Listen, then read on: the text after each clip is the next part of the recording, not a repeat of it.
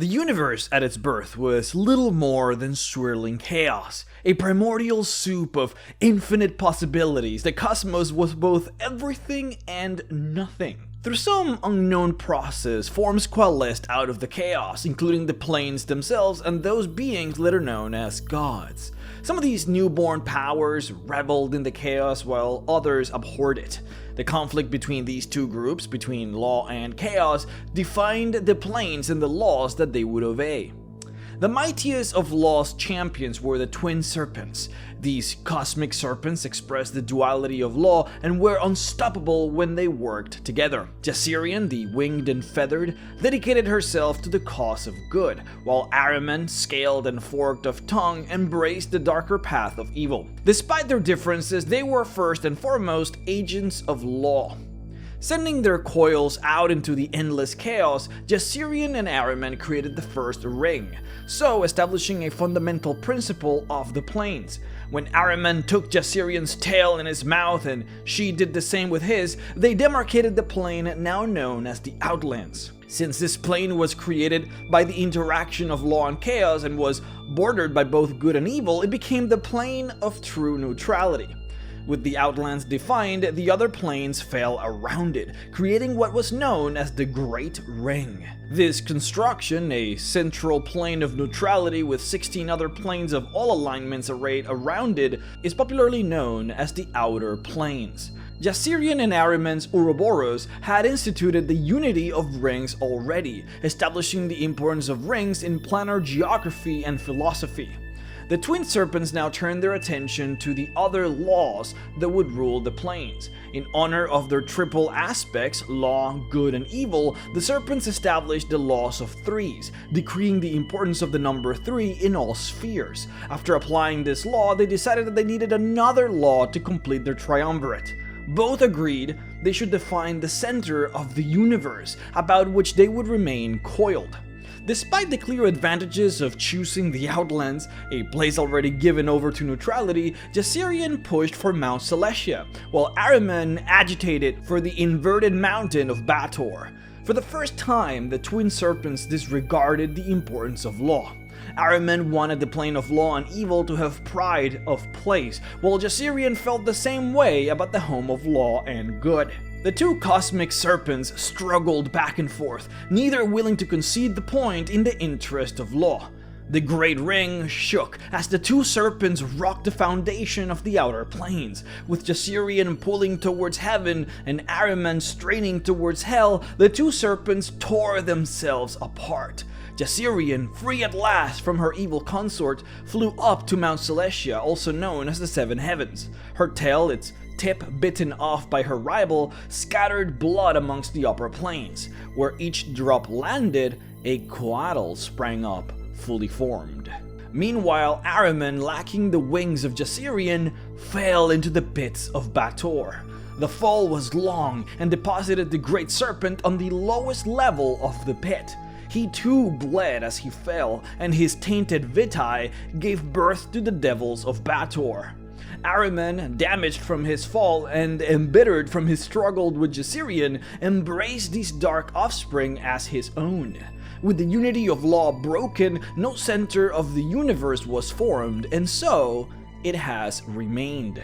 The planes, envisioned by the forces of law as bordered and finite, now stretched on into infinity. Paradoxically, the lack of a center became the embodiment of the third law of the twin serpents desired, a nod to chaos in an orderly universe. Both Jassirian and Ahriman were weakened by their struggle. They had invested a great deal of their power in defining the outer planes and were much diminished in the aftermath of their battle. So it was that the other gods usurped them, founding pantheons and spreading their influence throughout the planes. But neither Jassirian nor Ahriman has passed beyond, as much as the universe would like to forget them. One day, a force of darkness may erupt from the pit of Bator, and only Jassirian would stand in the way of utter annihilation of the cosmos. Pray that day does not come. As you can see, the Couatls have quite a legacy in the world of Dungeons & Dragons. They're actually kind of a big deal. However, it is important to mention that the canonicity of the story that I have just laid upon you is definitely under some scrutiny. Jasirian is not a god that gets particularly talked about much, and when it comes to Asmodeus, well, we probably have around 3 to 4 origin stories related to him. There are also many serpent gods that are related to the one that they call the world serpent, so it is difficult to tell what is and what isn't true. One thing is for sure though, both Jasirian and Ahriman are attempting to let the world forget who they really are, and if that's the case, they have definitely succeeded. Let's go ahead and check the Monster Manual entry for the Couatls and see what we get from there. It says, quote, Couatls are benevolent serpentine beings of great intellect and insight. Their brilliantly colored wings and gentle manners speak to their celestial origins, end quote.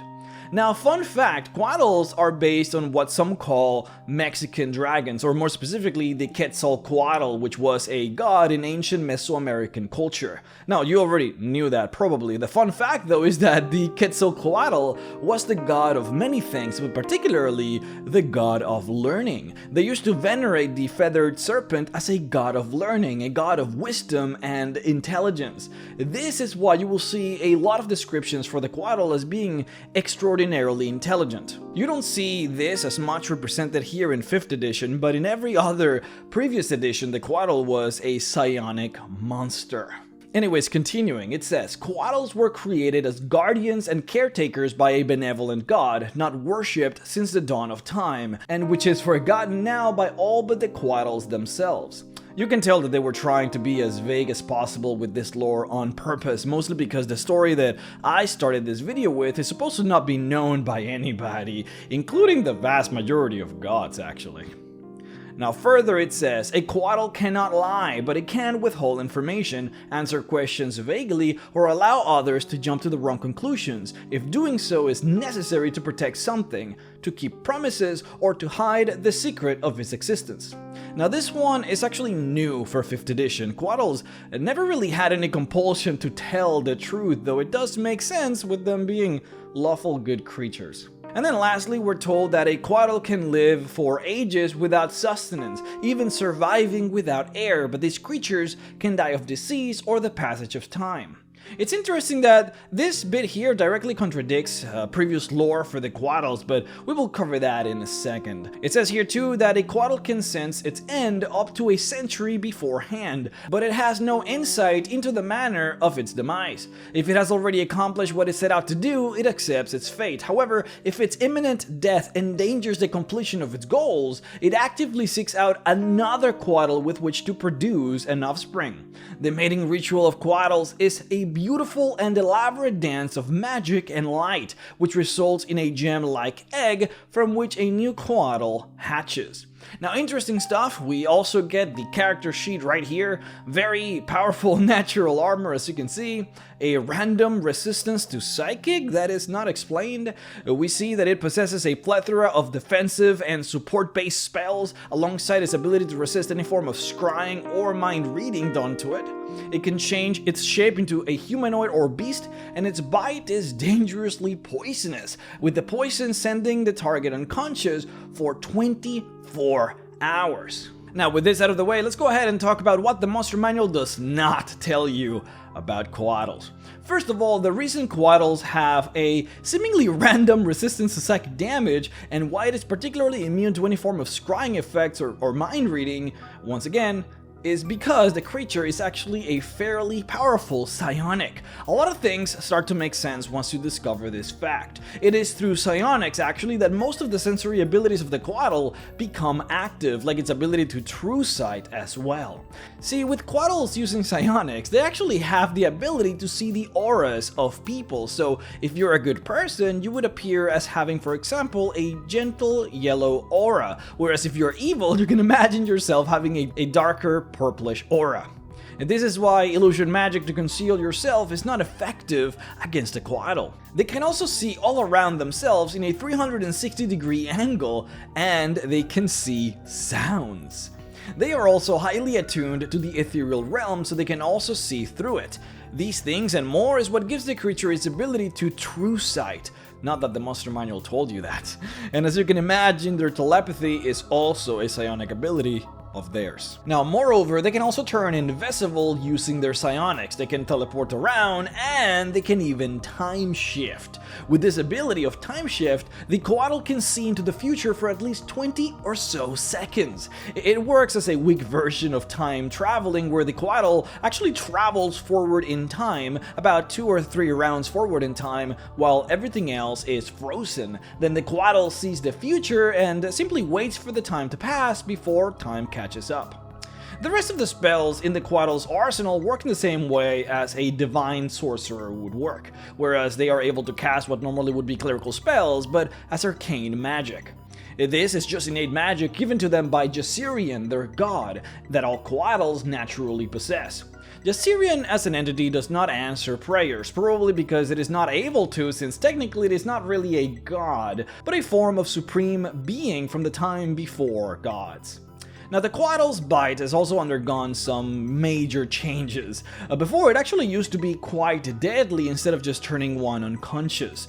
Back in 2nd edition, the bite actually used to insta-kill you if you failed a saving throw. Then in 3rd edition, it used to sap your strength score, eventually leaving you temporarily with 0 strength, which would leave you helplessly unmoving on the ground. In 1st edition, it just did damage. So it's been kind of all over the place when it comes to this attack, and we don't really have a stated lore mark on what it actually is supposed to do, so this one is kind of up in the air. But now lastly, when it comes to interesting abilities, one of the most powerful and used abilities of the Couatl that the monster manual completely neglected to mention is its incredible ability to simply be able to materialize itself in and out of the ethereal realm. See, Couatls are extraordinarily rare to find, so much so that they're actually considered legendary. You're probably far better off trying to find a unicorn than finding a Couatl. That's how rare they are supposed to be.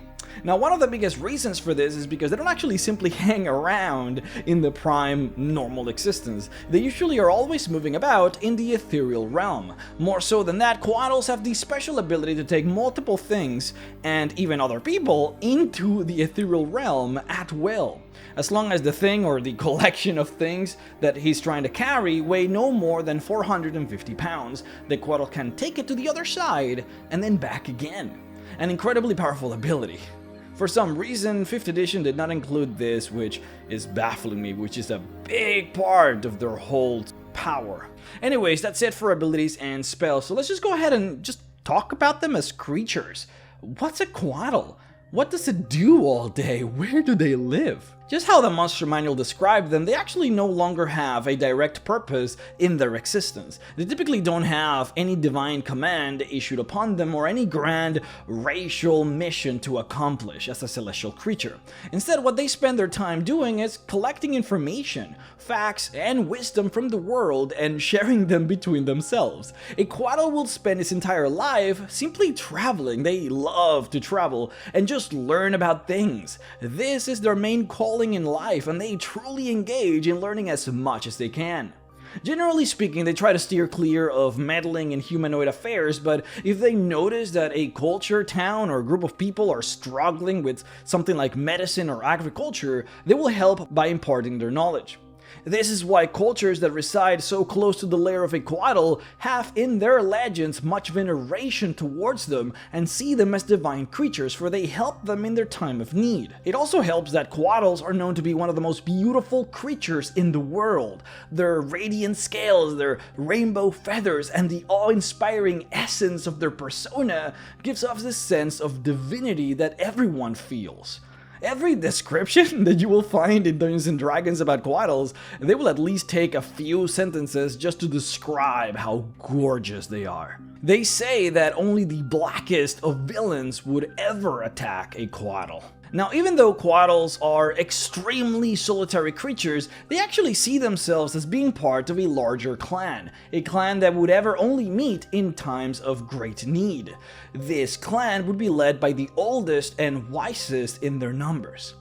Now, what's very interesting is that in spite of the fact that Couatls do not need to eat in order to survive, they actually do eat, and fairly regularly too, at least regularly to a creature that doesn't need to. They are carnivores, and they tend to go out hunting for jungle animals once every week. Jungles are, by the way, their favorite ecosystem, and it's generally where you will find them, if you do find them, otherwise they will exist within the ethereal. Now, in the jungle, they reign supreme, having little to no fear from most other monsters or creatures that would reside within it. They have, of course, as you can imagine, no natural predators. Now, when it comes to reproduction, we did get a bit in the monster manual, and by a bit, I mean just a single sentence. We were told that the mating ritual of Couatls is a beautiful and elaborate dance of magic and light, which results in a gem-like egg from which a new Couatl hatches. But that's it. Now, unfortunately, we don't really have a ton more than that, but merely a few fascinating extra details. Mating between Couatls is a very rare occasion, typically only happening maybe once a century between any particular couple. Couples which establish for life and will coexist within a layer together. Now, even though there is an egg involved in the reproductive process, as the monster manual mentions it, we're actually told that it is not like typical snakes or reptiles, whereas the baby will remain in an egg for some time before it hatches. Instead, the baby is actually already alive and will probably break out of the egg instantaneously as soon as the egg is, in quotes, summoned. The egg is merely more of a formality for them, it seems, like a metaphorical presentation. We're not really truly explained how it all works, specifically only that the baby comes out already live and that there is an egg involved. It'll take the young Couatl about 30 or 40 years to reach maturity, and then it'll have to decide whether or not to stay with their parents for another century or so, something that many Couatls do. It'll eventually, however, as they all do, set out on his never-ending quest for wisdom. Both parents are highly participant in the rearing of the baby and its education, and will, of course, fight to the death if their child is ever threatened. Now let's go ahead and end the video by bringing it back to the beginning. Let's talk a bit about Gregorian, the god of the Couatls. Something particularly important when you deal with celestial creatures, especially creatures that don't necessarily spread around like angels, but instead congregate typically on one singular heaven and in one singular realm. The realm of Gregorian and the Couatls is called Ouroboros, and it is a floating realm on the fourth layer of Mount Celestia, the layer known as Solania, the Electrum Heaven. Mount Celestia is a beautiful place, but a rough place. This heaven is described as being the toughest place to exist and live in the entire multiverse, simply because it is a place of self-perfection. You come here because you want to be better. You come here because you're a pilgrim looking for answers, and you must hike the tallest metaphorical mountain in existence to find those answers. You come here because you seek to mend your ways and shed your evil disposition. You come here to train your soul into becoming pure. There are no shortcuts here. There is only hard work and the betterment of your soul. Pilgrims that come into Mount Celestia climb the seven heavens, the seven mountains, in order to get to the top and become pure. But every mountain and every layer has puzzles and challenges and steps that one must take in order to better oneself. The fourth layer of Solania is called the Electrum Heaven because that is where the dwarvish pantheon resides. This is where Muradin and his wife Beranar True Silver live. Now, interestingly enough, it is Gregorian the one that actually holds the key into moving from the fourth layer into the fifth layer, and any pilgrim who wishes to keep climbing will have to contend with the Couatls of Ouroboros. The puzzle is this, quote, "Virtue untested is merely innocence. Untempered iron can never become steel. Each journey is a journey into death, but each death is a rebirth. Only through failure can one go on. As snow melts into the stream, and the stream flows into the rivers, and the rivers into the silver sea, so does lives flow into each other. From the sea to the clouds and back to the rain, all lives return. Life's cycle returns again and again until after some time, all spirits are released to rise beyond the vault of the heavens. The forgetfulness that eases pain is the greatest blessing of the merciful powers." End quote. In order to progress into the 5th layer of Mount Celestia, you're supposed to surrender yourself to the merciful powers. You're supposed to fail. You're supposed to die.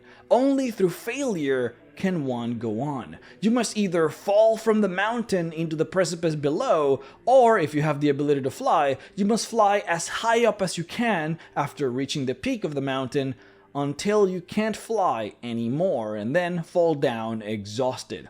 Any of these two things will bring you into Ouroboros and into the realm of the Couatls. The realm is described as being filled with clouds and misty vapors. It is entirely an airy place with no obvious support. Some describe it as not so much a place of sights and sounds as a place within.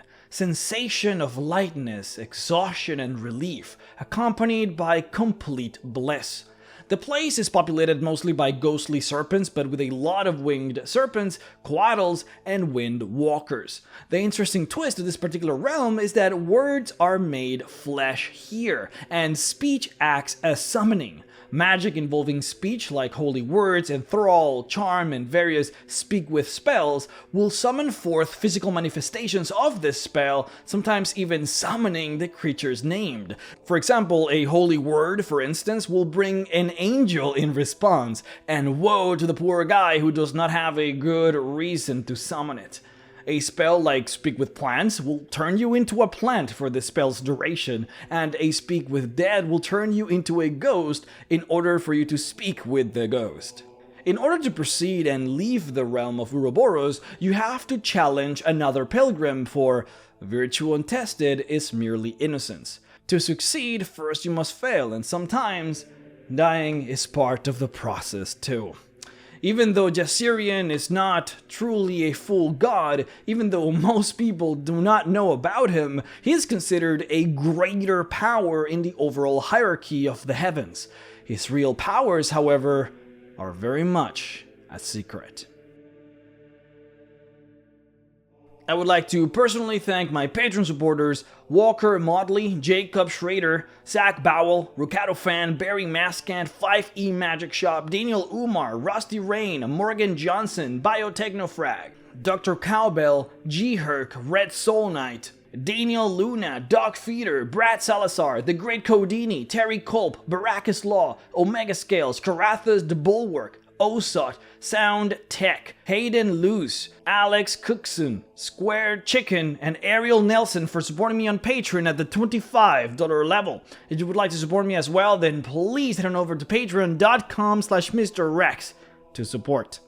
Alright guys, thank you once again, as always, so much for watching. Make sure to please subscribe to the channel. I know that a lot of people watch the videos because it just gets promoted onto the homepage, or it is recommended to them, but they don't subscribe even though they like the content. So this is just a friendly reminder. You can subscribe, and then it'll increase the chances that you'll find these videos on your feed. So of course, do that if you would be so inclined. Otherwise, it's fine. It's okay. But yeah, make sure to watch the playlist for all of my D&D videos. If you like this one, I assure you, I guarantee you, you're gonna like the other ones. But with that said, for a second time, thank you so much for watching, and then I'll see you all next time. Bye-bye.